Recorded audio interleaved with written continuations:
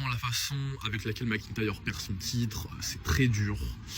Moi, McIntyre, c'est un de mes catcheurs préférés parce qu'en fait, encore une fois, en tant que divertisseur, il est juste excellent.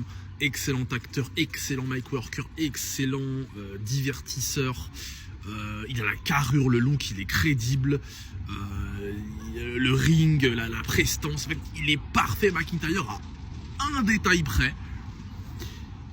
Il vend pas.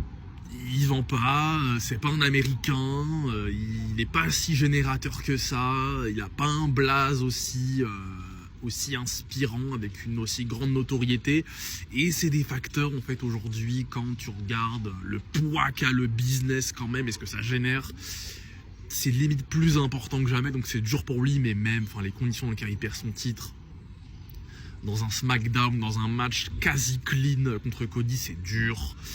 Après, c'est très dur pour des mecs comme McIntyre de devoir faire face en fait à des aussi grosses puissances et d'aussi gros générateurs comme Cody, qui juste pas de chance en fait. C'est une ère où il y a trop de babyface surpuissants qui apportent trop de trucs en fait et McIntyre il s'en sort quand même. Enfin, il s'en sort quand même. Il arrive quand même à choper des titres de temps en temps et tout, mais bon. Il aurait pu très clairement perdre son titre au Chamber, Cody qui le reprend, après avec un truc où du coup il donne un shot à Orton, des trucs comme ça quoi.